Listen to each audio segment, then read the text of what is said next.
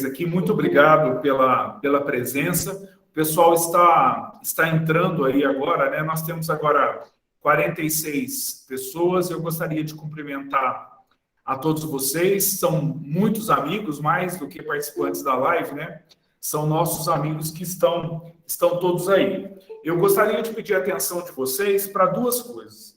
Logo do início, eu vou precisar da ajuda de vocês. Eu prometo que a única citação legal que eu vou fazer, de um texto legislativo que eu vou fazer, que é logo no início. Mas eu vou precisar da colaboração de vocês para analisar esse texto e da opinião de vocês. E essa opinião, eu gostaria que vocês mandassem no chat, porque a Gisele vai pegar. É um adjetivo, eu queria que vocês dessem uma opinião muito rápida sobre esse texto que eu vou compartilhar logo no início, tá certo? Então, esse é o primeiro pedido que eu gostaria de fazer. O segundo pedido é que vocês permaneçam até o final.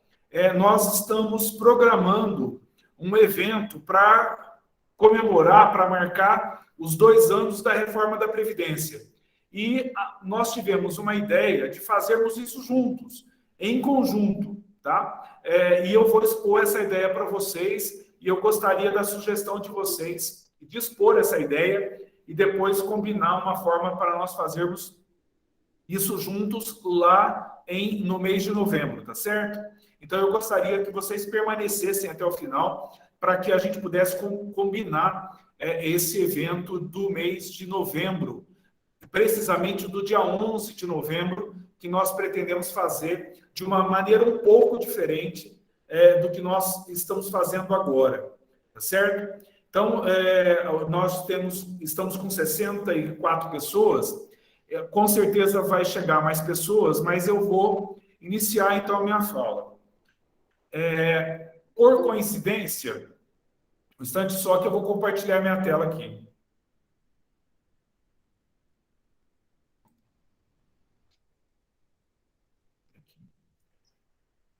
Um instante só, pessoal. Aqui, eu tenho que fazer aqui.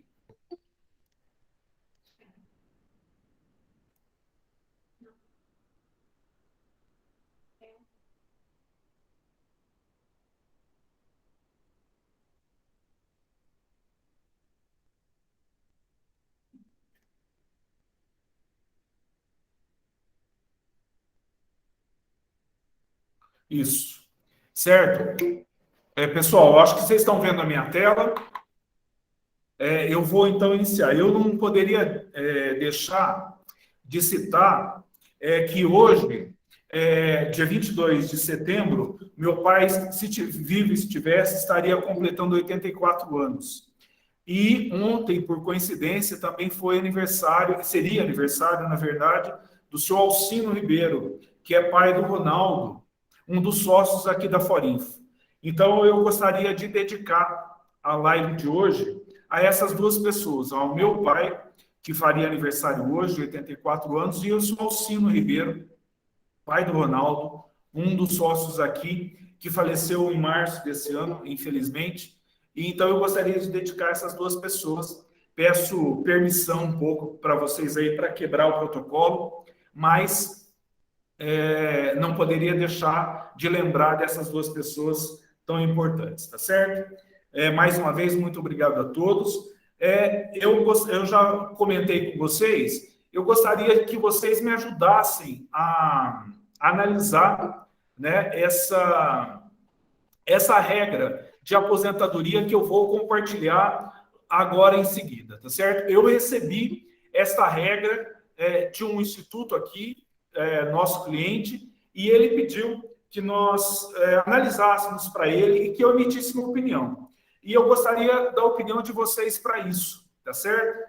Então, eu vou compartilhar e eu vou ler o texto que eu vou compartilhar com vocês, e aí eu vou dar um tempo para vocês emitirem a opinião de vocês de uma maneira bem rápida, aí pelo chat, e a Gisele vai falar para mim, porque nesse momento agora, compartilhando a minha tela, eu não estou vendo o chat aqui, tá certo? Então, eu vou compartilhar esse texto. Gostaria que vocês emitissem a opinião de vocês de uma maneira muito breve, pode ser uma palavra só, a respeito deste texto que eu vou compartilhar com vocês agora, tá certo? consta nessa minuta de projeto de lei o seguinte texto: o funcionário será aposentado, 1, por invalidez permanente, 2, compulsoriamente aos 70 anos de idade, 3, voluntariamente após 35 anos de serviço. Parágrafo 1º, no caso do número 3, o prazo é reduzido a 30 anos para as mulheres. Parágrafo 2º, atendendo à natureza especial do serviço, a lei federal poderá reduzir os limites de idade de tempo de serviço nunca inferiores a 65 anos e 25 anos, respectivamente, para a aposentadoria compulsória e a facultativa, com as vantagens do item 1 do artigo 101. O artigo 101 é a integralidade, tá, pessoal? O artigo 101 embaixo, os proventos serão integrais na hipótese do inciso 3º e se por acidente em serviço, e proporcionais na hipótese do inciso 2, que é a aposentadoria compulsória. Muito bem, é um texto com uma redação um pouco diferente daquilo que nós estamos habituados aí a ver, né? Mas eu gostaria da opinião de vocês sobre esse texto. Então, vocês poderiam escrever no chat, por favor, me ajudem a analisar, vamos ver se aquilo que eu pensei, se aquilo que eu imaginei, vocês concordam com isso. Então, por favor, me ajudem aí a analisar esse texto, deem a opinião de vocês sobre esse texto que eu acabei de compartilhar, que eu compartilhei com vocês aí agora. Eu aguardo, então, Gisele, para a gente continuar a sua fala e as suas observações. Ok, Mário, estou aguardando aqui, o pessoal ainda está entrando, temos 66 pessoas já, e o pessoal ainda continua entrando, e estou aguardando aqui o pessoal ler, para eu poder lhe falar a opinião de cada um deles aqui. Ok.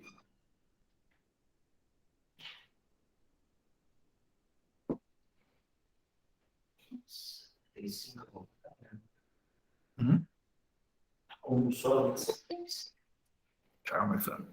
Segura a ansiedade.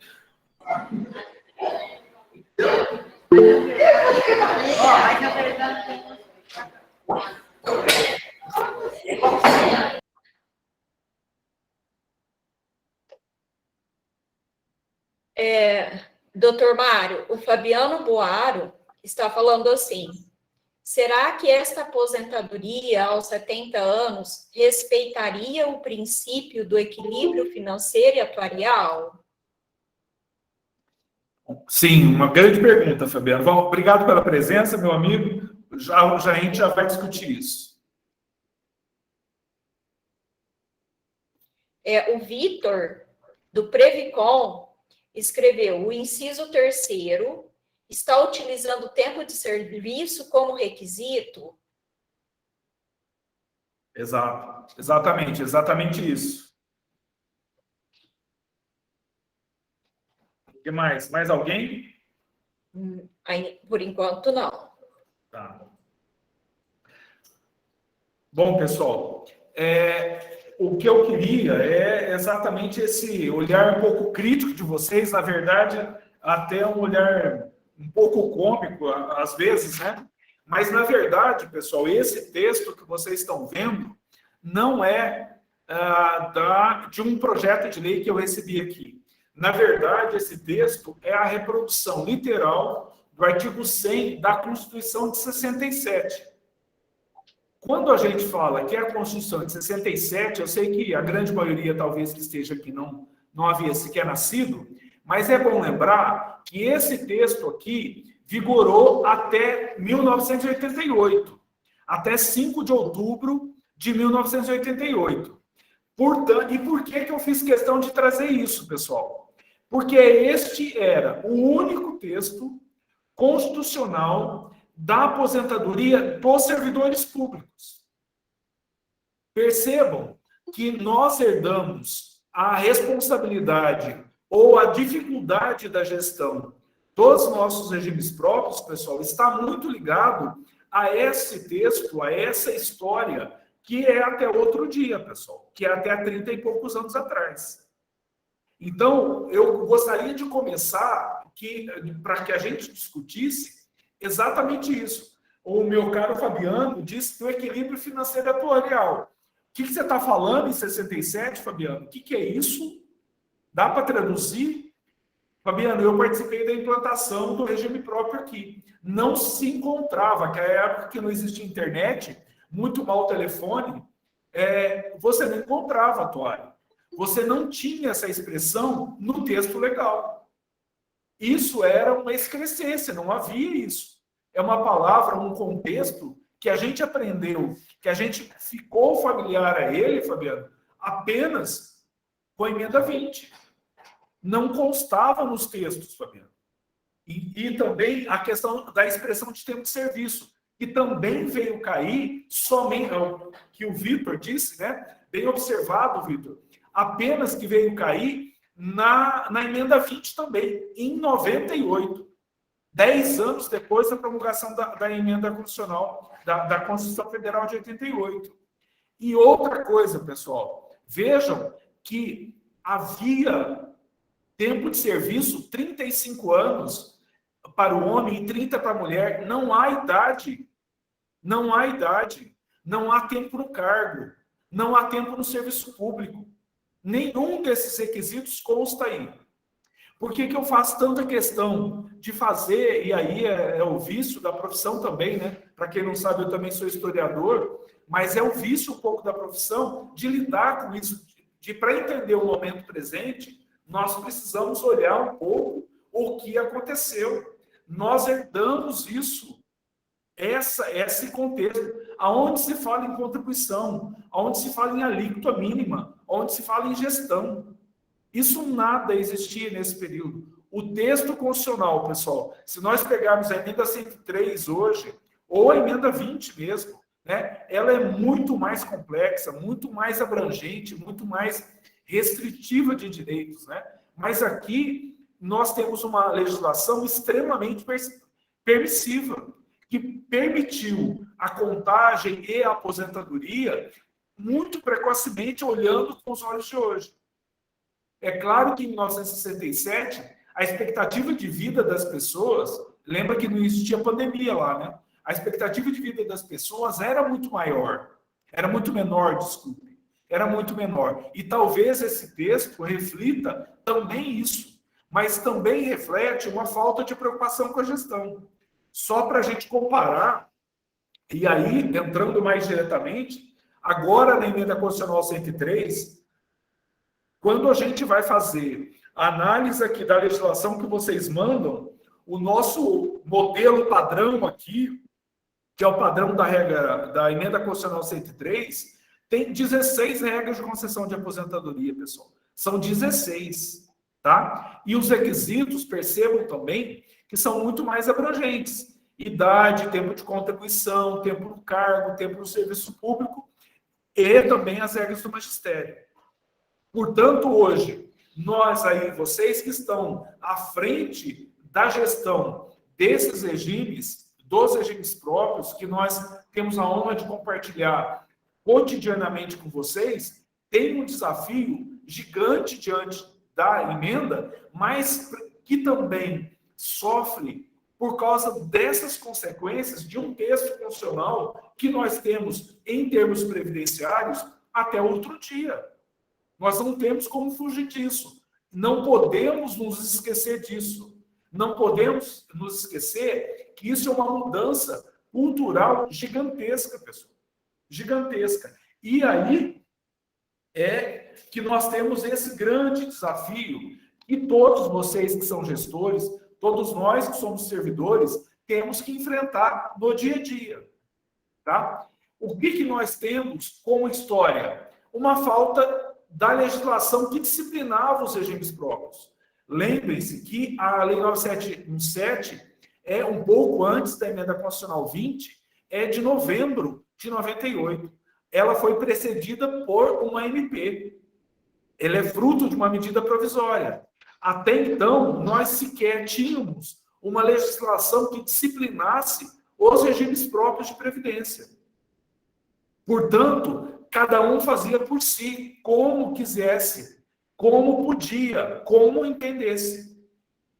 Outra questão também que eu gostaria que a gente pensasse um pouco no passado, para que a gente entenda o momento que nós estamos vivendo, nós tínhamos até 98, até a 9717, um histórico de uma falta de cultura dos regimes próprios. O mundo que a gente conhece hoje, de lives, de congressos, de encontros, a facilidade de comunicação, etc., nada disso existia. E pior, nós não tínhamos nos municípios pessoas capacitadas com conhecimento disso. Tanto é que, em grande parte deles, quem é que assumiu a gestão dos regimes próprios? O chefe do RH. Por quê? Porque ela é a pessoa mais próxima deste regramento. Aqui mesmo, no nosso município, nós aprendemos aqui na Forinfo a fazer manualmente a contagem do tempo de contribuição com o chefe do RH aqui da prefeitura, que era e também foi o primeiro presidente do nosso regime próprio aqui. Acredito que a história de muitos municípios que são nossos clientes, que estão hoje aqui nos assistindo, conosco aqui, também tem enfrentado isso, entendeu? O que eu quero chamar a atenção? Não havia uma cultura de gestão dos regimes próprios de previdência. Isso é novo, isso é recente. Nós somos, uma boa parte dos que estão aqui, a primeira geração da gestão dos regimes próprios de previdência. A segunda, em alguns casos, entendeu? Mas muitos que estão aí, que são jurássicos, assim como eu. Por que eu coloquei essa foto neste momento? De certa maneira, independente de qual geração você esteja, você casou com a viúva. Tá? Casou ou está vinculado com uma situação que você herdou. Historicamente, você herdou. Né? É importante, eu acredito, nós temos essa noção, nós temos essa consciência que aquilo que nós temos hoje é fruto daquilo que aconteceu no passado. E o passado, em termos previdenciários, foi outro dia. Nós temos hoje, nós já dissemos aqui, 2 grandes marcos legislativos, né? A emenda 20, a 9717, que também é de 98, a Constituição Federal de 88 e a Constituição de 67. Com certeza, nós temos ainda pensões, aposentadorias de pessoas que, no mínimo, cumpriram boa parte do seu tempo de contribuição de acordo com as diretrizes aí deste texto constitucional que eu apresentei para vocês, pessoal. Não havia contribuição. Eu ingressei no serviço público aqui em 87. De 87 a 88, eu contribuía por regime geral com 4,8%. E só para custear a minha pensão. Ou a pensão que supostamente eu deixaria. Então, aquilo que nós temos hoje de dificuldade, de déficit, de tudo isso que a gente enfrenta e que é cobrado para dar uma resposta sobre isso, é fruto dessa história. É fruto de tudo que aconteceu até então. Nós não podemos, de maneira nenhuma, nos esquecer disso. E aonde foi o grande balizador? O grande balizador, que a grande maioria dos nossos regimes próprios, foi na década de 90, onde nós tivemos um crescimento monstruoso, vertiginoso dos regimes próprios de previdência. Por quê? Porque acabou o regime especial de contribuição, que era aquele regime que permitia que tanto o servidor, quanto o órgão empregador, quanto a prefeitura, contribuísse para a pensão com 4,8%. Apenas isso. Quando nós temos o encerramento deste regime previdenciário especial, nós temos um aumento muito grande, muito significativo dos regimes próprios de previdência. Este número que eu estou apresentando para vocês aí, 1.828 regimes próprios que foram criados após a década de 90, é um dado oficial do Ministério da Previdência. Do Ministério da Previdência. Eu retirei este dado de lá. Ou seja, 86% dos regimes próprios de previdência que hoje existem no país, aí incluso os estados e as capitais, foram criados na década de 90, ou após a década de 90. Portanto, são crianças, preferencialmente, são crianças, são bebês ainda. E, portanto, esta cultura nos municípios também é muito recente. Né? E cabe a vocês que estão me ouvindo agora, a vocês, servidores, se envolverem nisso, para que nós sejamos, de certa maneira, os criadores desta cultura previdenciária. Somos nós esses responsáveis. Acredito que a emenda 103 venha trazer, ou tenha trazido, uma contribuição nesse sentido. Né? Que algumas coisas nós vamos ver aqui hoje. Né? Aqui, então, se a gente pensar em cultura previdenciária, foi só em 98, com a Lei 9717, que eu já comentei com vocês, que nós tivemos a primeira lei que fez uma regulamentação geral dos regimes próprios. Parênteses aqui, pessoal, esta regulamentação ainda vige até hoje, com várias alterações, é verdade, com uma previsão no texto da Emenda Constitucional 103 de uma lei de responsabilidade previdenciária, mas que ainda sequer foi apresentada, 2 anos depois da reforma, foi apresentada ao Congresso Nacional, mas que essa é a lei que ainda vige. Com ela veio a exigência do cálculo atuarial para a criação dos regimes próprios, a exigência de um número mínimo de segurados, a questão da contribuição, a estabelecer que a cobertura mínima dos regimes próprios de previdência deveria, para considerar instituído, deveria prever a cobertura de aposentadoria e pensão, permitia outras contribuições e também estabelecer a contribuição mínima dos estados e municípios. Lembra que essa contribuição é de, no mínimo, até hoje, vige isso, igual à dos servidores em atividade. Para me reportar aqui a Monroagudo novamente, nós tivemos um período aqui em que a contribuição do município era de 7%. Era de 7%. Enquanto dos servidores era 4%, 5%. Ou seja, o déficit que nós temos hoje, a história que nós temos para enfrentar, esse monstro que nos aparece no dia a dia, que nos assusta, e que eu tenho visto com uma certa regularidade, que o déficit atuarial em vários municípios é o dobro do orçamento vigente, é fruto dessas situações que nós estamos discutindo, pelo menos parcialmente aqui. Pensando um pouco na gestão dos regimes próprios, né? Nas dificuldades que todos nós enfrentamos. E eu acho que agora aqui eu vou lançar a luz um pouco sobre como se dá essa gestão independente da emenda constitucional. Tá? Primeira questão que a gente precisa perceber, pessoal, é a gestão dos regimes próprios, ela é multifacetada. Quem casou com a viúva, como eu disse anteriormente, quem está à frente dos regimes próprios, tem que enfrentar, no mínimo, esses aspectos que eu vou comentar com vocês agora. Que é a concessão de benefícios. Né? Até outro dia, a maioria dos regimes próprios era responsável pela concessão de aposentadorias, de pensões, de auxílio-doença, auxílio-reclusão, salário-maternidade. Tudo isso demandava tempo, dinheiro, esforço para fazer tudo isso. Além disso, também é responsabilidade ainda, isso é hoje, ou, na minha opinião, no caso do abono permanência, deveria ser de responsabilidade dos regimes próprios, da direção do regime próprio, a concessão ou não do abono permanência, ou pelo menos a verificação se os requisitos para a aposentadoria foram cumpridos, e se foram cumpridos nos municípios que ainda permitem o abono permanência, que ele pudesse ser concedido. Também é no regime próprio que é responsável por computar o tempo de contribuição dos ex-servidores e emitir também a sua CTC. É uma responsabilidade que cabe a eles. Em que sentido é multifacetada?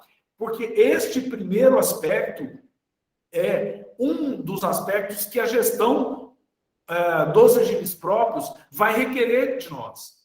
O que é muito raro em outros órgãos públicos. Em outros órgãos, a gestão ou a responsabilidade de cada setor é muito mais fragmentada.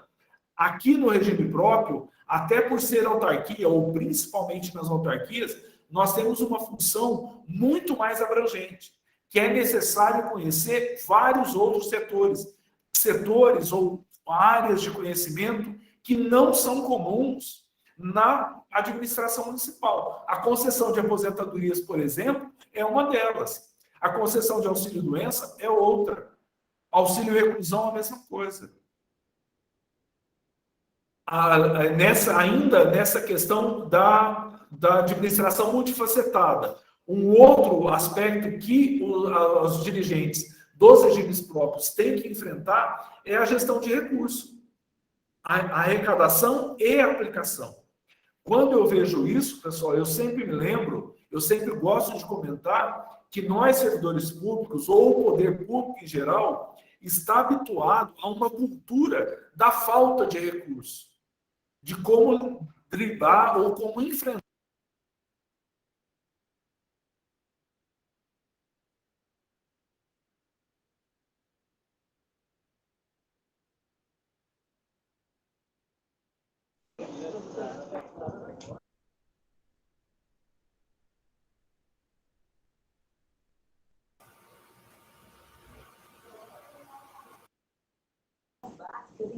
Mas a área do Palmeiras não é tudo.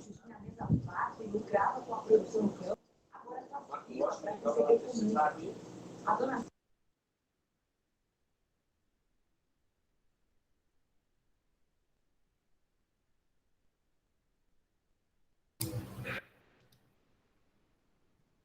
Pessoal, eles estão testando aqui o computador do Mário, que o som parece que desapareceu. Só um momentinho, que o pessoal já está dando suporte aqui para ele. Acho que já voltou. Já voltou, doutor Mário? Voltou, né? Ok, voltou. Tá, e a tela também voltou? Sim. Tá. Bom, então, essa questão dos recursos, pessoal, que eu comentava, não sei até onde vocês ouviram, mas que a gestão desses recursos, ou a instalação dos comitês de investimentos, é uma gestão de responsabilidade dos gestores, do comitê, mas que é extremamente recente. A própria administração do regime próprio, ainda dentro dessa questão multifacetada, requer conhecimento do gestor da área de licitação, da área de RH, da folha de pagamento e vários de contabilidade, que muitos de nós não temos essa cultura.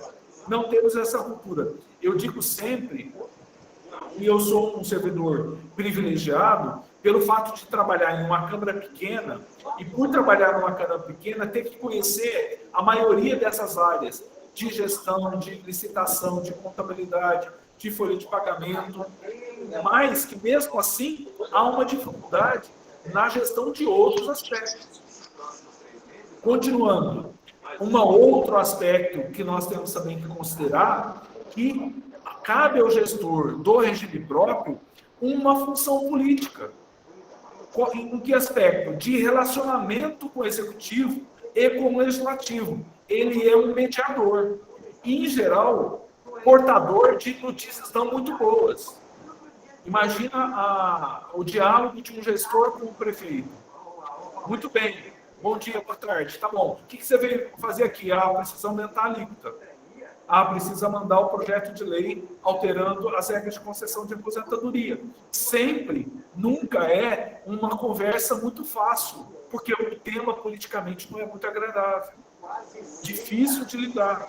Mas que cabe a você fazer este relacionamento, tanto com o legislativo quanto com o executivo. Não, deixa eu voltar, eu sou convertimento, velho. Compartilha a tela aqui. Aqui no. Aí.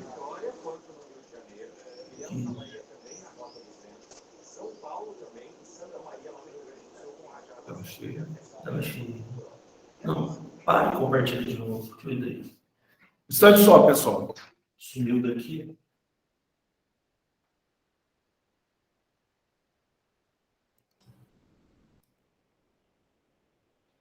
coisas de internet, de live ao vivo, pessoal.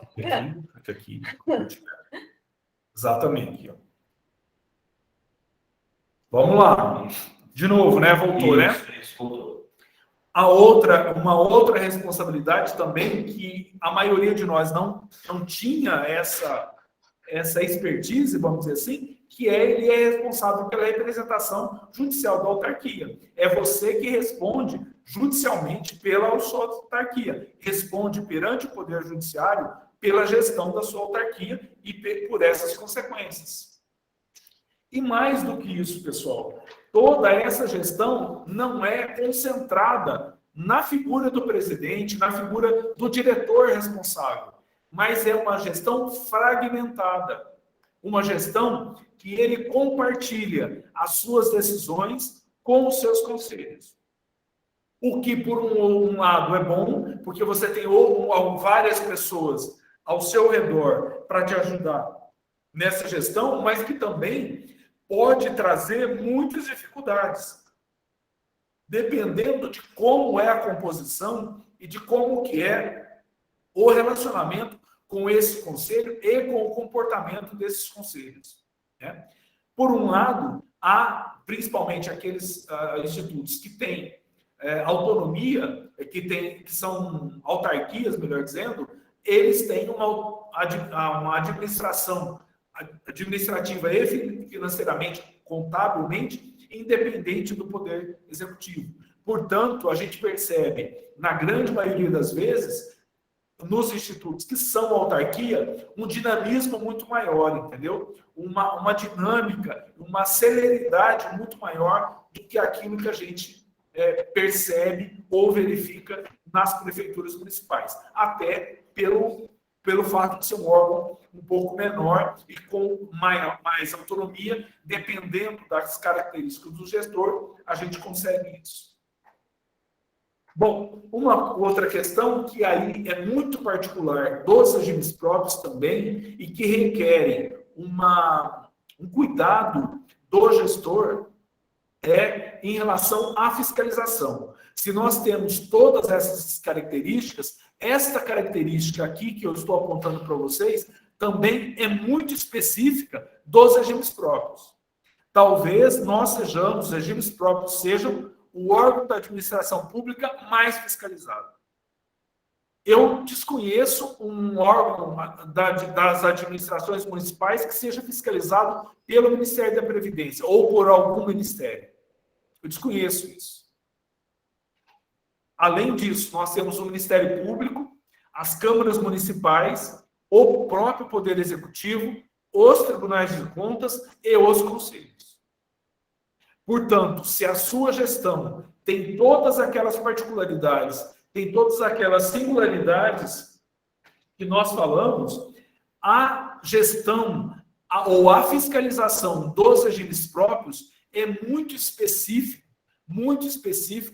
para os regimes próprios, né? E se adequar à visão, que nem sempre é coincidente, da gestão dos regimes próprios para todos esses órgãos, não é tarefa muito fácil de se fazer.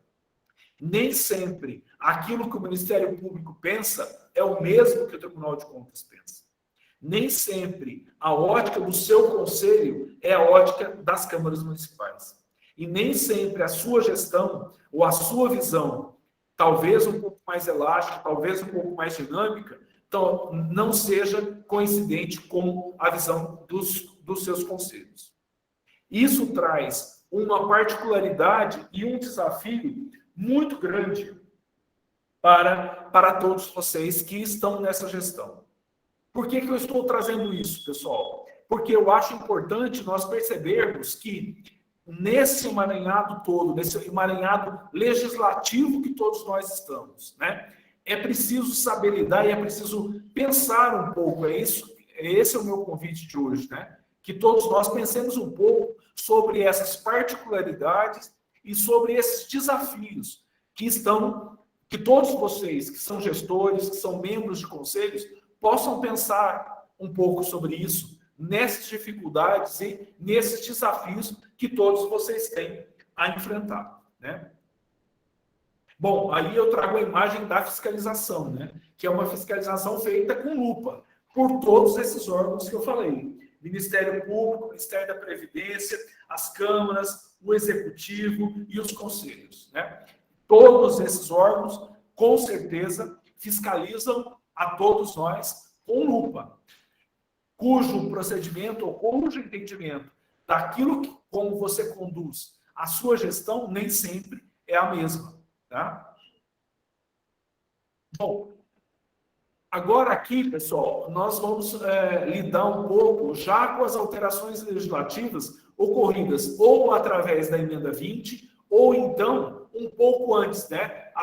Uma alteração que foi feita lá na 9717, pela Lei 13.846, que é a questão da gestão ou das condições ou requisitos para que o gestor assuma a gestão dos regimes próprios.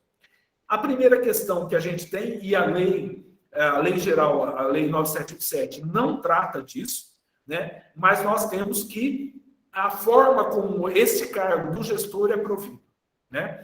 E eu acho, a experiência que eu tenho é que não há uma fórmula mágica, né? Nenhum dessas formas, ou a forma eletiva, ou por indicação do prefeito, ou mesmo de um cargo de provimento efetivo, que é muito mais raro, nenhuma delas é perfeita, ou ela não está sujeita a erros, ou a falhas, ou a erros de escolha. Não é isso, nenhuma delas. Não será o processo seletivo realizado sob a que forma for, que vai nos garantir que aquele que vai assumir a gestão do regime próprio será o melhor que poderia ser. Também, infelizmente, não é a escolha do prefeito que vai fazer com que nós tenhamos a melhor pessoa, a mais capaz, dentro daquelas que nós temos disponível ali no regime próprio, para fazer isso. E também não será o concurso público que será ou escolherá aquele mais capacitado. Nem sempre os concursos públicos, embora eles sejam revestidos deste caráter da impessoalidade, né, previsto lá no artigo 37 caput da Constituição, mas nós não podemos desconsiderar que nem sempre a forma efetiva também poderia ser a melhor forma de gestão.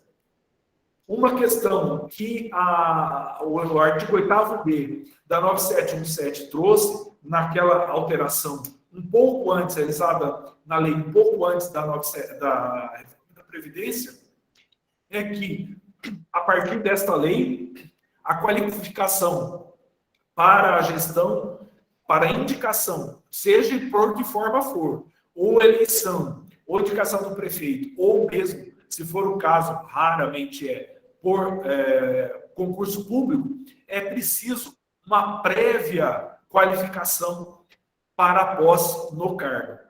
Prévia qualificação. A única exceção que foi prevista é para aqueles que já estavam na direção e cuja direção não sofreu uma interrupção e que não preenche esses requisitos aí, eles possam permanecer na gestão. Uma vez interrompida o vínculo com o regime próprio, o mesmo gestor não poderia reassumir novamente se não preencher todos esses requisitos.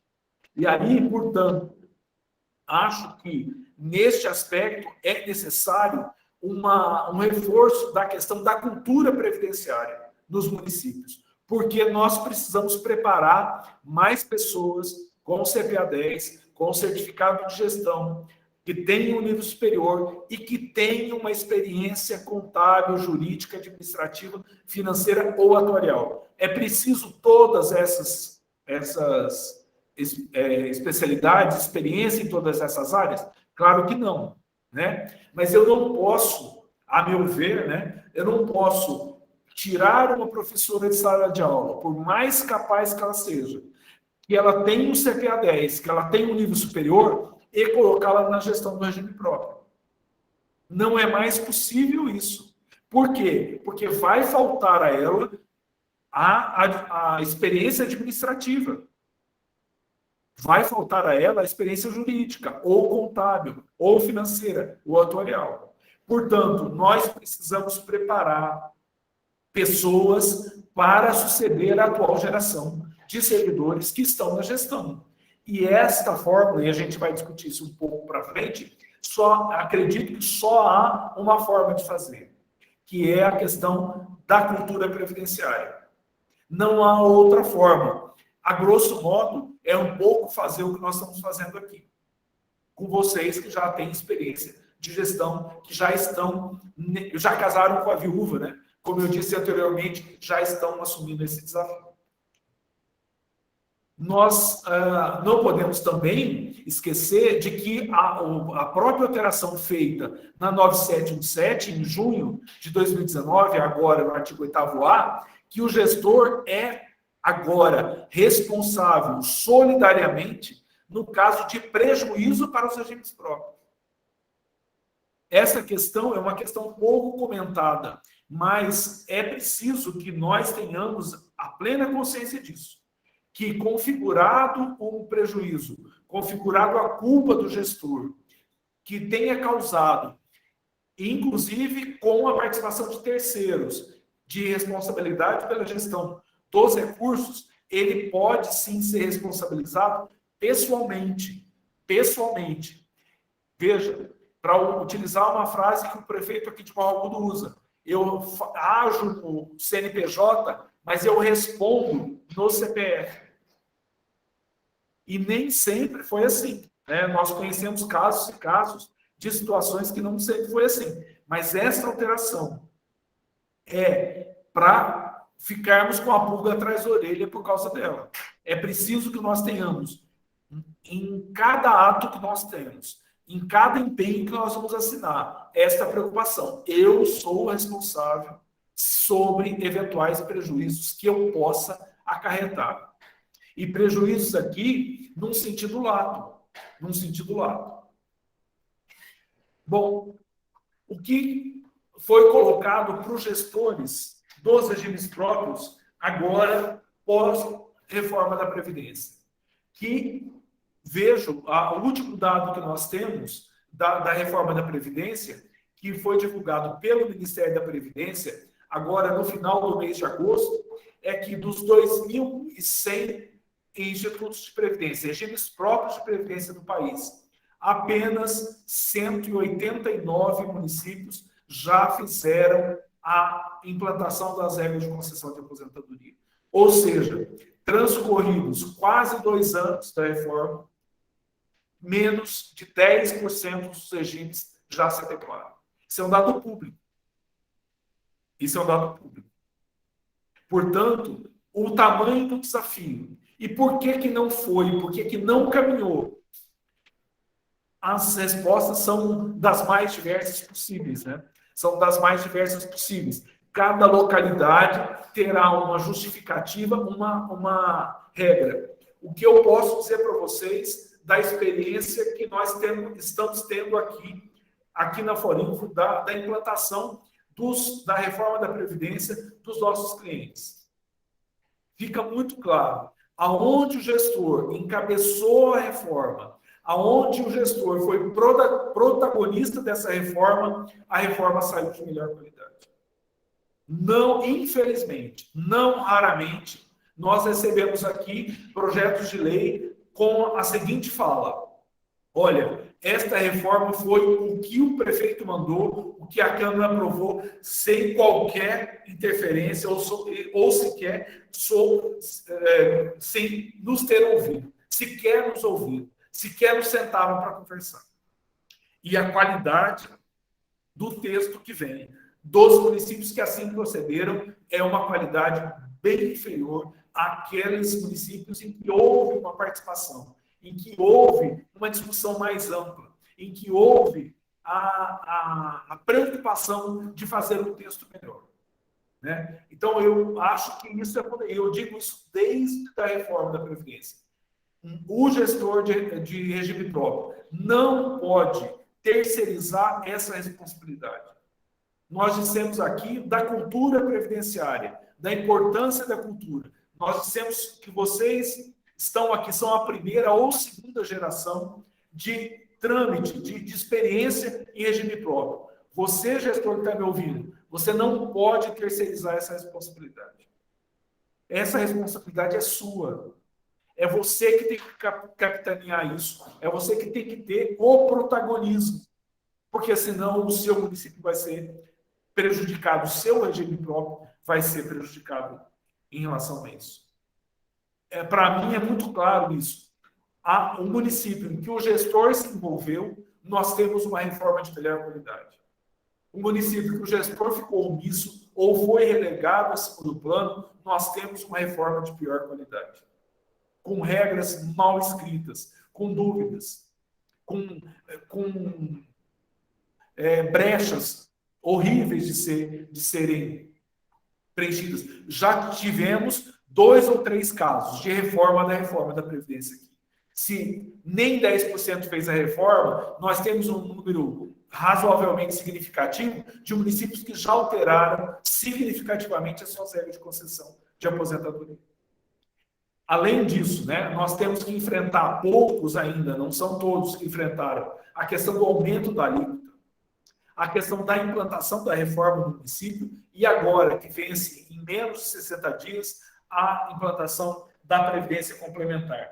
Tudo isso, pessoal, tudo isso são situações que vocês que estão na gestão, mais à frente da gestão, devem ter um protagonismo. A Previdência Complementar não é minha responsabilidade. Não sou eu que vou gerir, mas é você que conhece, é você que sabe o prazo, é você que precisa provocar. É você que precisa provocar. Porque a responsabilidade não raramente cai sobre os ombros do gestor. Uma outra questão também que está agora em fase de implantação e inclusive mudança de software no Ministério da Previdência é a questão da compensação previdenciária. Compensação previdenciária entre o regime próprio e o INSS e também esta nova fase entre os regimes próprios, que haverá, inclusive, aí vocês sabem melhor do que eu, prazos para implantação. Você só vai receber recursos se você disponibilizar ou se você cumprir esses prazos, se você cumprir essas obrigações. Haverá um balanceamento entre aquilo que você analisou, produziu e disponibilizou com aquilo que você vai receber. Meu amigo Fabiano Boaro vai saber dizer melhor e ponderar melhor isso do que eu para vocês, né?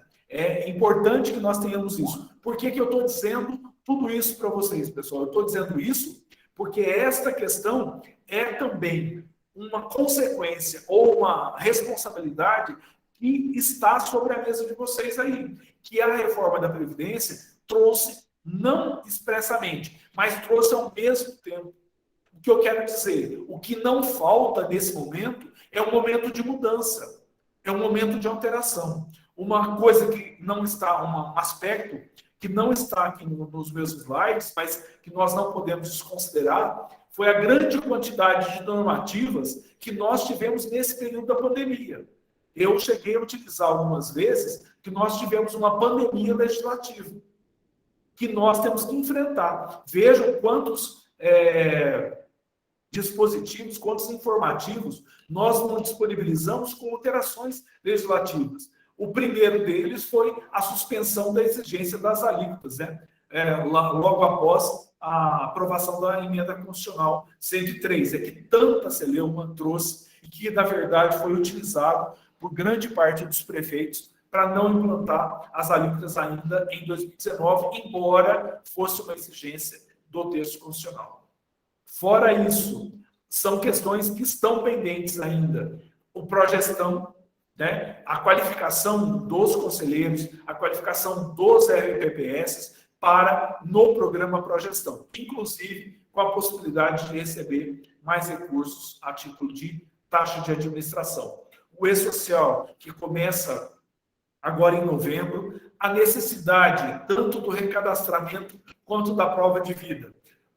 Esses dois aspectos, do recadastramento e da prova de vida, que, por causa da pandemia, foi forçado a alterar a forma de como se proceder.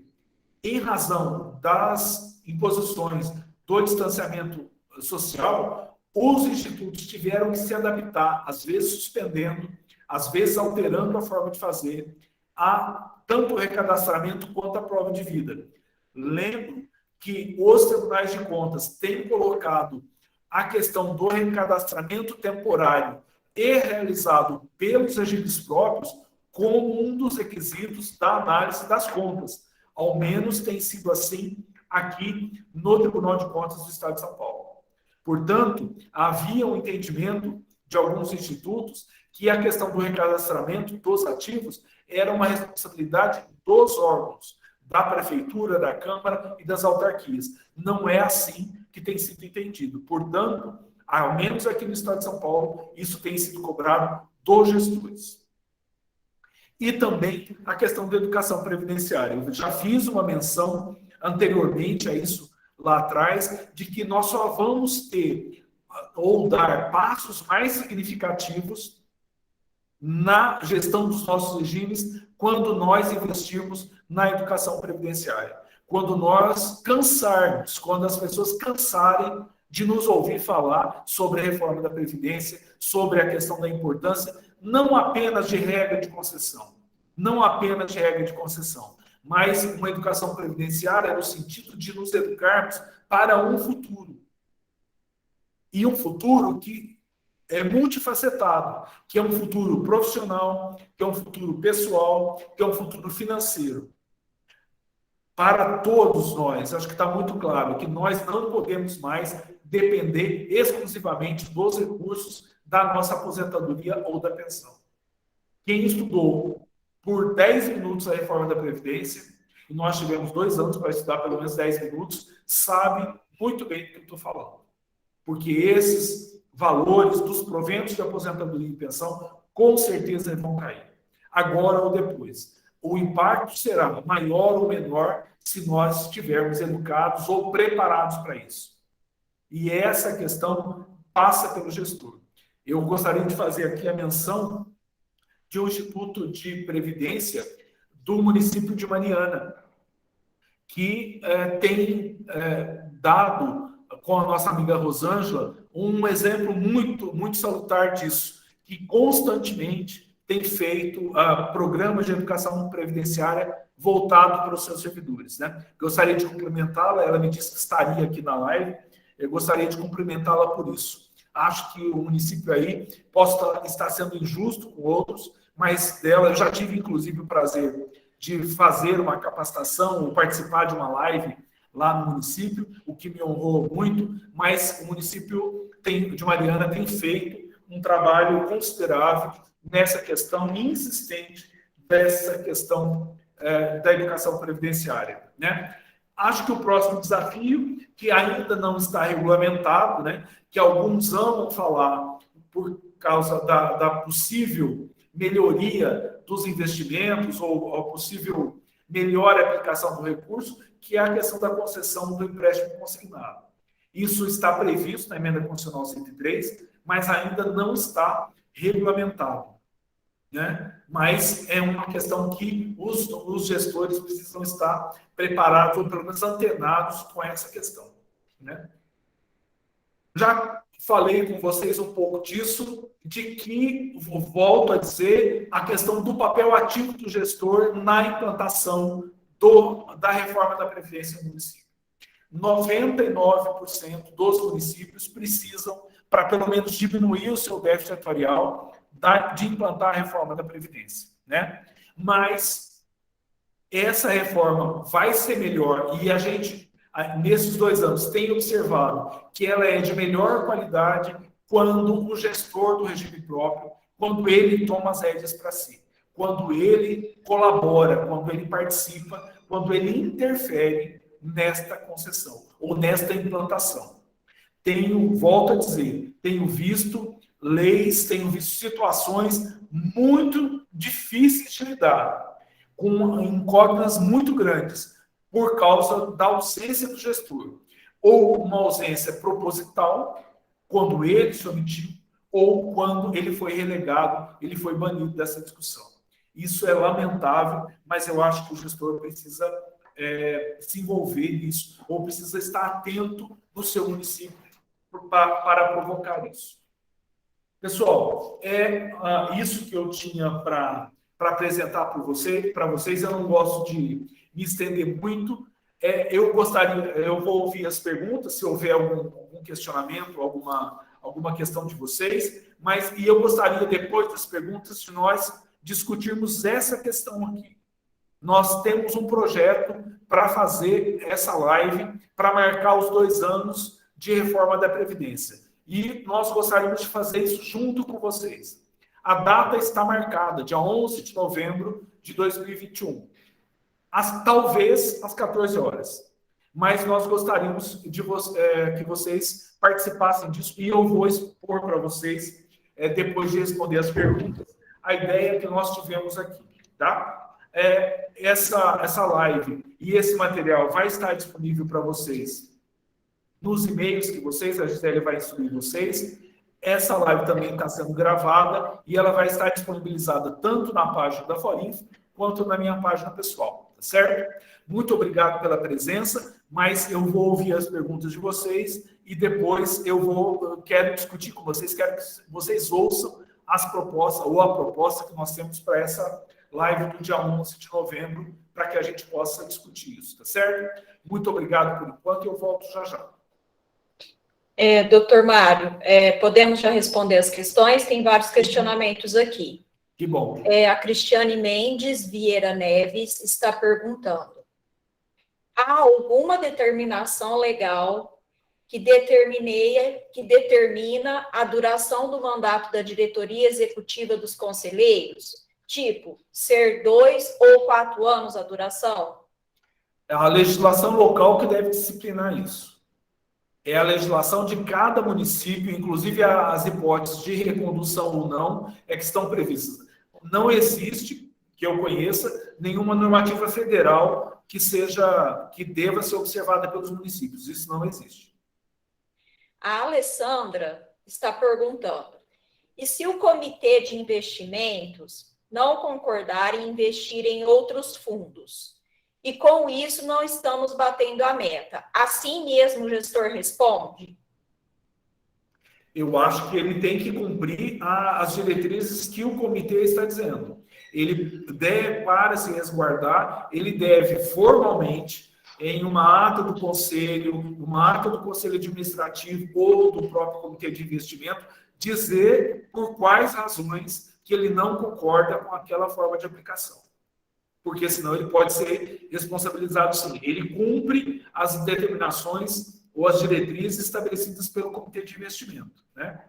Mas ele, para não ser responsabilizado, ele deve formalmente fazer. Mas entendo que ele não pode descumprir. Acho que é uma questão de que ele, como o comitê de investimento e com a pessoa responsável, em geral, uma empresa terceirizada, orientar sobre isso, é quem deve chegar a um consenso.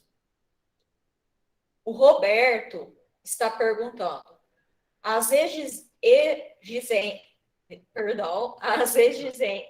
meu Deus, exigências, obrigada, contidas no artigo 8º, será impossível de ser cumprida. É o caso de Avaré Prev, São Paulo. Ninguém quer o cargo de gestor e nem de conselheiros. Como fazer? Bom, eu disse que vocês casaram com a viúva, né? Eu lembro que eu falei isso. É bem essa situação, né? Eu acho que é preciso, aí eu não tenho outra resposta. É uma lei federal, é a lei sobre a qual todos nós estamos sujeitos. Todos nós que estamos envolvidos com o regime próprio de previdência. Se é preciso alguém para saber isso. Eu acho que a questão de cultura previdenciária, sabermos envolver outros servidores de outras áreas e também, sim, remunerar por essa situação. Também remunerar. Eu vou confessar aqui, eu sempre fui muito reticente em fazer pagamento de jeton para membro de conselho pela participação na gestão. Agora, com essa quantidade de exigência, de qualificação, de estudo e etc., eu acho que é plenamente justificável que a gente exija isso. IPREM Mogi. Boa tarde. A implantação da reforma da Previdência Municipal também deverá ser realizada até 13/11/2021?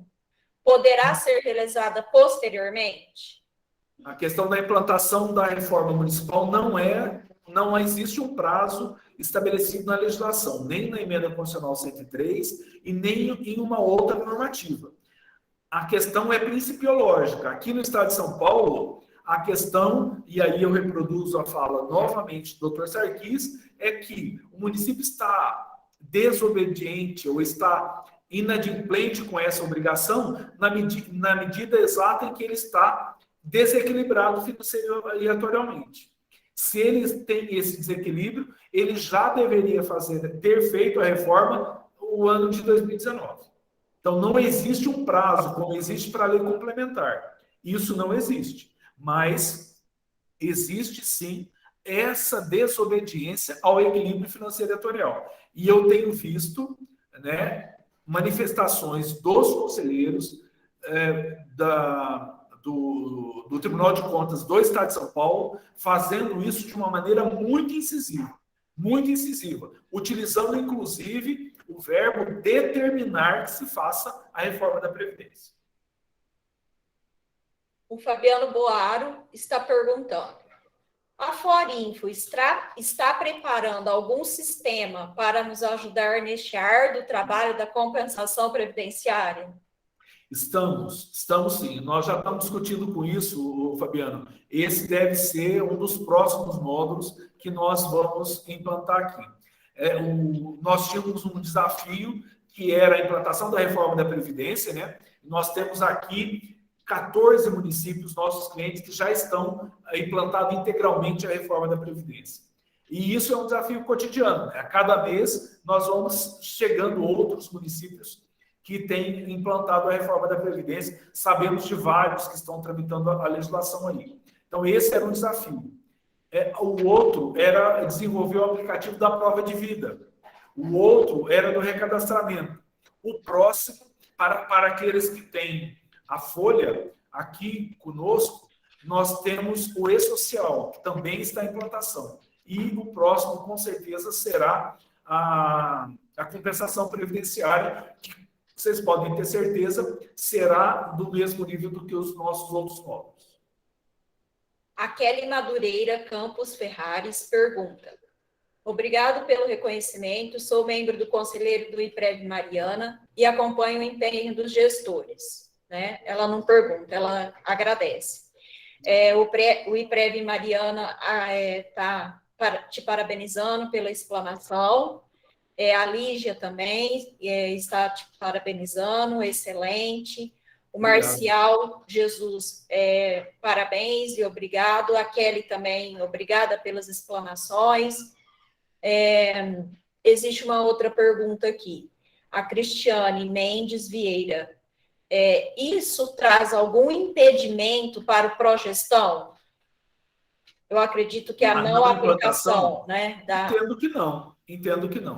Entendo que o progestão é uma questão muito mais administrativa, de organização interna do Instituto, do que da legislação de concessão de aposentadoria. Claro que vai ter uma implicação atuarial, etc. Mas, fora isso, eu entendo que não.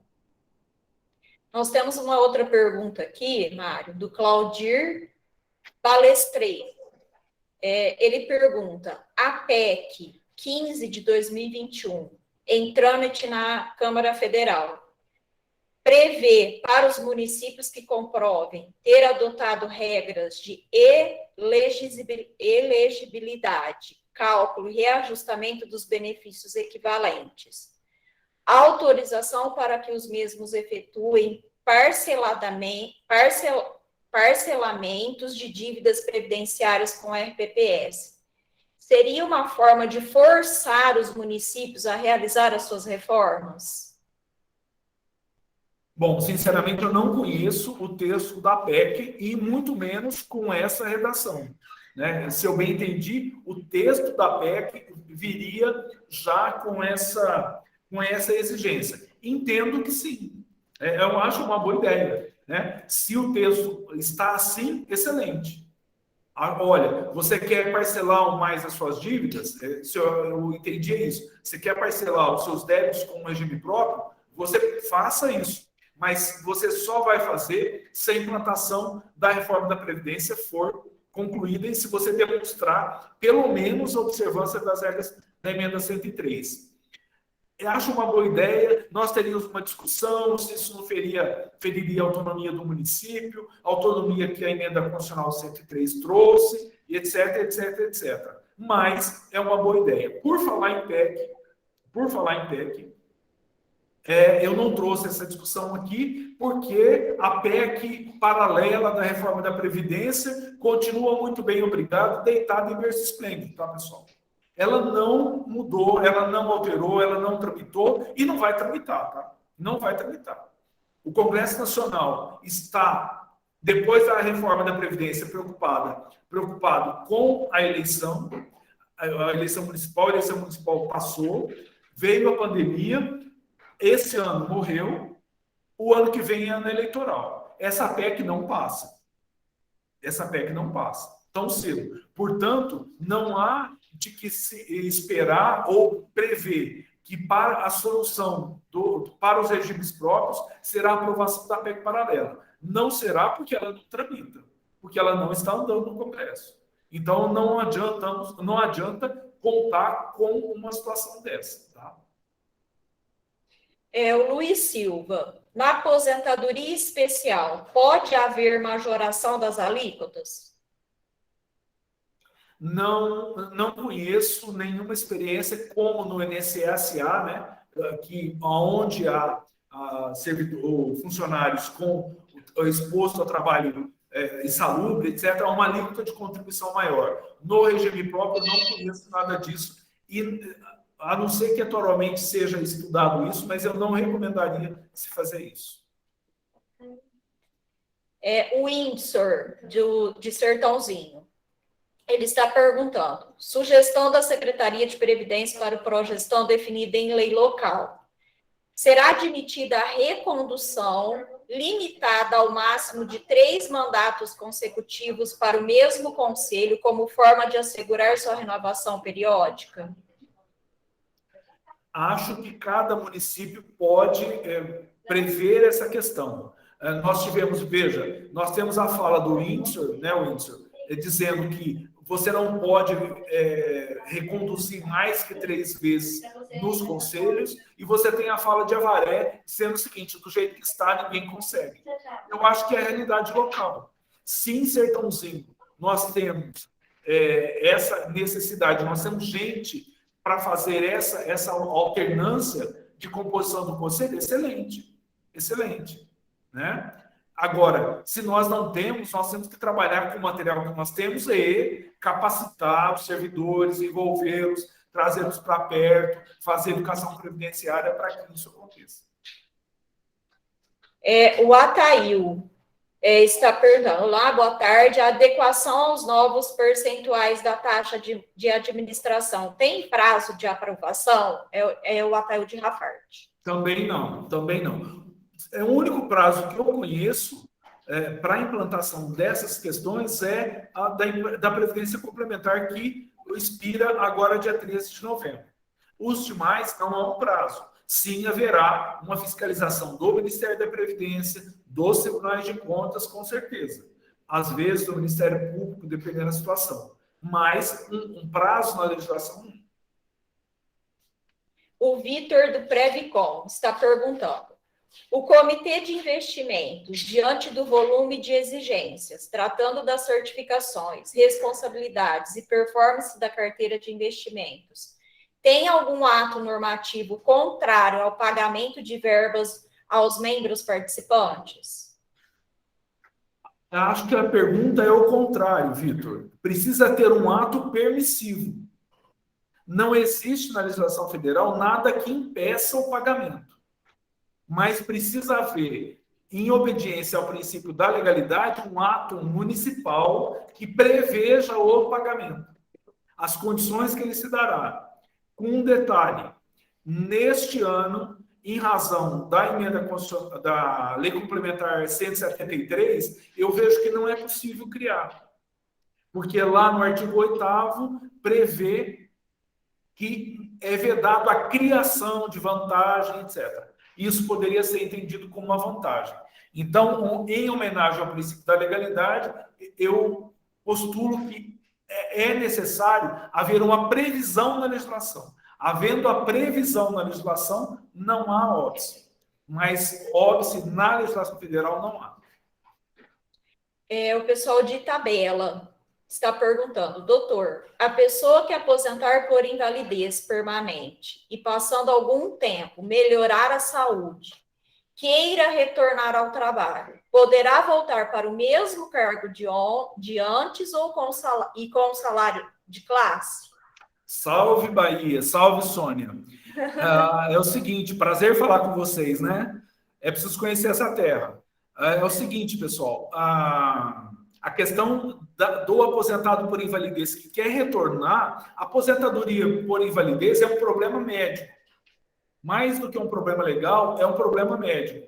É o médico perito do Instituto que vai dizer hoje, a pessoa não tem condição de ser adaptada, nenhuma hipótese, e ela deve ser aposentada. Muito bem. Para o retorno, o servidor, tem municípios que a legislação prevê isso, que o servidor pode espontaneamente pedir para retornar, e aí, para o retorno, ele precisa ser submetido a uma avaliação médica novamente, que vai aferir se ele tem condição de retorno ao trabalho e se esse retorno pode ser ao seu cargo de origem ou ser readaptado. Se readaptado, sob quais condições? Lembrando que também a emenda constitucional previu esta questão. Previu que ele pode ser readaptado em outro cargo, com função diferente, mas desde que ele comprove a habilitação para o cargo, mas com a remuneração do cargo anterior. Então, a resposta é sim, mas é uma questão médica. É o médico perito que deve aferir isso ou não. O Claudir Belestreiro, ele está afirmando que a PEC de 15 de 2021 foi aprovada hoje na Câmara Federal. Meu Deus, boa notícia. Vou verificar, vamos ver. Estão pensando nas eleições do ano que vem, meus caros. Estão fazendo a base de captação de votos dos senadores e deputados. É isso que está por trás. Tá? Mas eu não sabia. Obrigado pela informação. Quem sabe a próxima live é sobre isso, né? Quem sabe? A Angélica Marcelino. Boa tarde, doutor. O que muda em relação à aposentadoria dos professores municipais quanto ao tempo de contribuição? Qual a idade? Muito bem. Angélica, eu vou responder muito rapidamente isso, porque essas questões que eu quero tratar na live, que eu quero combinar com vocês como nós vamos fazer. Mas, rapidamente, é o seguinte, depende, Angélica, da data que você ingressou no serviço público, entendeu? Depende a regra. Em geral, essa idade aumentou um pouco para os professores, ainda há redução do tempo de contribuição, mas a grande questão da emenda constitucional com o aumento da idade, entendeu? E ela vai aumentar, depende da regra que você está submetido. Vocês que são servidores, né, municipais, que são vinculados a institutos que são clientes aqui da Forinfo, podem solicitar nos seus institutos, nos seus regimes próprios, aqui no IPREMO de Morro Agudo, por exemplo, a projeção feita com base na emenda constitucional 103. O que eu quero dizer? Olha, você tem condição de fazer o seguinte, olha, hoje, com a regra atual, se o município não fez a reforma, eu me aposentaria com esta regra nesta data. Agora, se a emenda for aprovada aqui, se a reforma for aprovada como a emenda 103, a expectativa é que eu aposente nesta data. Há alguma distorção, vamos dizer assim, na regra que prevê o pedágio, tá? Ela pode sofrer algumas alterações, mas em linhas gerais você vai ter uma boa noção disso, tá? Mas eu volto a esse tema, Angélica, na live de novembro. O pessoal de Olambra, do Instituto de Olambra, está perguntando, doutor, o presidente de um instituto de previdência, que é cargo comissionado, pode fazer parte do comitê de investimentos? E se houver remuneração pela participação, pode receber? Ele pode fazer parte do comitê de investimento. Eu conheço municípios que são assim, que a composição do comitê de investimento é dessa maneira. Eu sugiro, inclusive, se ele não fizer parte formal, que seja previsto na lei, que ele possa estar presente, que ele esteja presente nessas reuniões, que ele, pelo menos como ouvinte, ele possa estar presente ali. Mas eu acho que a remuneração também de receber como membro do comitê, eu acho temerário. Eu acho sujeito a questionamentos. Porque é o trabalho dele, ele está na função do trabalho dele, entendeu? É a composição do conselho do órgão que ele está inserido. Eu acho temerário. Eu não faria. O Agnaldo está pedindo o seu e-mail, eu já vou disponibilizar aqui, tá, para o pessoal. A Cristiane Benfica está perguntando. Cristiane do Funprev de Diamantina, Minas Gerais. Como fica a aposentadoria especial por insalubridade? Como fica a questão da conversão de tempo? A conversão de tempo, pessoal, eu sugiro que vocês procurem. Nós temos uma live sobre isso. Acho que foi a última live que nós fizemos. Está na página da Forinfo, a live que nós fizemos, e está na minha página também. Agora na internet também está disponível isso. Vou responder a grosso modo. O Supremo Tribunal Federal, ao julgar um tema em repercussão geral, acho que o tema 870, 970, não me lembro mais, julgou que é possível, sim, é constitucional, sim, essa conversão de tempo especial em comum até a emenda constitucional 103. Até aquela data é possível fazer essa conversão. Para quem, como vocês, de Diamantina, são clientes Forinfo, o nosso sistema já disponibilizou essa conversão. Tá? Então, essa conversão já está disponibilizada. O pessoal do suporte aqui tem condição de instruir vocês para isso. A outra questão é como fica. Se vocês, de Diamantina, até onde eu sei, não fizeram a reforma da Previdência, nada muda. A súmula vinculante 33 vai observar o mesmo regramento do regime geral de previdência. Para quem já fez a reforma, deve observar os parâmetros estabelecidos na sua legislação local. Mais alguma, Gisele? Não, doutor Mário, por enquanto, pessoal, muita gente parabenizando, muita gente agradecendo a explanação. Gente de muitos lugares, assim, de vários estados, né, como Bahia, Minas, São Paulo, Paraná. Foi o que eu consegui filtrar um pouco aqui na correria, mas temos gente de vários locais aqui, vários clientes também. Agradecemos a todos a participação, obrigada. E tem aqui uma pergunta que acabou de aparecer, do Luiz Silva. Aposentadoria especial, o requisito de 60 anos de idade, sendo que o servidor completou 25 anos de contribuição em atividade insalubre com 50 anos de idade, terá que trabalhar mais 10 anos em atividade insalubre? Eu não sei exatamente, eu não sei de cor agora a regra como está na emenda constitucional 103. Sinceramente, eu não me lembro de cor agora. Mas vai ter que observar, sim, porque pela reforma da Previdência não há requisito fora um do outro. Você tem que cumprir todos os requisitos. Todos os requisitos. Se o requisito é idade e tempo de contribuição, e tempo no cargo, e no serviço público, assim. A regra de transição, agora me lembrando aqui, a regra de transição para quem já fez a reforma e adotou a 103 integralmente, ela prevê apenas o cumprimento de 86 pontos, se não me engano. Né? Aí, então, não haveria o requisito da idade. Qual que é o problema? A forma de calcular o provento. Sem desconsiderar que ainda a pessoa não pode voltar a exercer a mesma atividade, certo? É só verificar essa questão da idade, qual regra e qual município. Gente, uma dificuldade que eu tenho sempre que aqui fazer uma consideração, que não existe uma regra geral mais, tá? Não existe uma regra geral. Então, eu estou falando aqui para municípios que já fizeram a reforma ou que estão discutindo a reforma, como é o caso de Rafar, que está aqui, como é o caso de Cândido Mota, que está aqui, mas nós temos municípios que estão na regra antiga ainda, simplesmente, a maioria, com certeza, né? Então, na regra antiga, não existe nada disso. Há que se observar a súmula vinculante 33.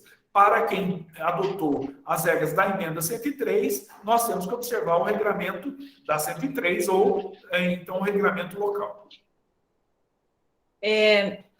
Tem o pessoal também de Aparecida Taboado, Mato Grosso do Sul, Mário, que teve bastante participação aqui, a Cristiane, obrigada, Cristiane, sempre participando com a gente. O Rocha, de Ilhabela Prévio, está perguntando se o membro dos conselhos podem fazer parte do comitê de investimentos. Eu acho melhor segregar as funções. Eu acho melhor não misturar uma função. A segregação de função é essa. Senão, nós poderíamos dizer, ou o Ministério da Previdência poderia dizer, que a diretriz seria estabelecida pelo Conselho de Administração, ou Conselho de Administrativo. Eu não acho uma boa alternativa. Acho que a segregação das funções é a melhor alternativa, embora eu seja favorável que o presidente participe do Conselho do Comitê de Investimento. Mas os outros membros do Conselho, não. Nós temos que segregar essas funções. A Cineia Cardoso Ribeiro está perguntando: qual o prejuízo ao RPPS ao município que não cumprir o prazo de instituir a Previdência Complementar até a data estipulada? Descumpriu uma imposição legal. Vai ficar sem CRP e vai ter que responder por que não fez isso para o Tribunal de Contas, com certeza. O pessoal está perguntando, de Olambra, que se existe uma referência de valores para os membros dos conselhos. Não conheço. Eu acho que deve ser, sim, feita uma pesquisa na sua região, aqui no estado de São Paulo, para se verificar qual é o valor. Tenho visto uma remuneração para os membros do conselho em torno de R$200, R$300, né? E, inclusive, eu acho que uma sugestão válida, uma coisa é você remunerar o membro do conselho. A outra coisa é você remunerar o membro do conselho que tenha certificação do CPA 10. Você pode fazer essa remuneração, a meu ver, por níveis. Se você tem a certificação ativa, você pode ganhar uma remuneração melhor do que aquele que não tem. Acho que é uma forma de estímulo. A Letícia Domingues está perguntando, o IPREM pode pagar estes conselheiros? Sim, com a taxa de administração. O Agnaldo Pedrão pergunta: doutor, em nosso município foi aprovada uma lei que fica autorizada a incidência da contribuição previdenciária sobre a insalubridade e periculosidade. É constitucional? Se for, quanto tempo o servidor tem que contribuir para receber? O entendimento é que essas remunerações, a não ser que seja uma expressa opção do servidor, né? E qual que é o grande problema? Primeiro, porque essas verbas aí não são verbas permanentes. A orientação é que se contribua somente com aquelas verbas que são incorporáveis. E principalmente em razão daqueles servidores que vão se aposentar pela integralidade. Aí você teria este problema: quanto tempo ele precisa contribuir para ele poder incorporar isso, né? Não acho que é uma boa solução. Não acho que é uma boa previsão prever essa contribuição desta maneira. Se nós tivéssemos uma regra apenas pela média, não viria tanto problema. Mas tem sido motivo de problema recorrente a contribuição sobre essas verbas, sim. Por esse motivo que ele apontou. Temos muitas perguntas, doutor Mário. Eu acho que o pessoal... Muito bom. Tá tá uma live bem discutida, o pessoal participando muito. Posso continuar perguntando? Então, vamos fazer o seguinte. Bom, primeiro, que é um prazer, vocês sabem disso, né? Me deu o microfone, uma luz para falar, eu não resisto, né? Então, vamos lá, eu não tenho, não. Mas eu estou percebendo que nós temos pessoas saindo da live. Eu gostaria de colocar a minha proposta para o dia 11 de novembro, para marcar os 2 anos. A proposta é a seguinte, que nós façamos uma live não direcionada como tem sido essas que nós temos feito, para os gestores dos regimes próprios, mas que nós façamos uma live para os servidores. Uma live no sentido educativo, informativo, né? Direcionado aos servidores. E para isso, eu gostaria de contar com a ajuda de vocês, em 2 aspectos. Primeiro, encaminhando para nós, aqui para o e-mail da Fora ou para o meu e-mail, sugestões de pontos que vocês quisessem que nós abordássemos nessa live. Segundo, que vocês pensassem, nos ajudassem a divulgar essa live entre os servidores. Para nós, é muito fácil nós chegarmos até vocês, gestores. Vocês cadastraram o e-mail, nós temos o WhatsApp de vocês, nós temos o contato, nós divulgamos. Mas de vocês, gestores, para os servidores do seu município, nós precisaríamos contar com a colaboração de vocês. Qual que é a minha ideia? É falar não especificamente das regras, especificar as regras de concessão de aposentadoria, etc., mas falar da importância da implantação, porque a reforma da Previdência é necessária ser implantada em cada município, o que ela traria, qual que é o histórico que nós temos, entendeu? Então, e para isso, nós contamos com vocês. Chegar até vocês, nós conseguimos chegar. Vocês estão conosco hoje. Mas fazer isso chegar até os servidores de vocês é mais difícil. Então, a nossa ideia, e vocês vão nos ajudar a pensar isso, e aí os nossos contatos estão todos disponíveis para isso, nós vamos fazer uma live no dia 11. Gostaria que vocês nos ajudassem a pensar também qual o melhor horário. Às vezes, esse horário da tarde não é o melhor horário. Às vezes, o melhor horário é no final do dia. Por exemplo, às 5, 6 horas da tarde, quando o pessoal sai do trabalho, né? Tudo isso está em aberto e eu gostaria que vocês nos ajudassem a pensar isso. Não precisa ser hoje, né, aqui no chat, mas que vocês nos ajudassem a pensar isso, que nós vamos fazer a live com esse aspecto, muito mais de cultura previdenciária do que qualquer outra coisa, certo? De mais, eu gostaria de agradecer e eu estou à disposição.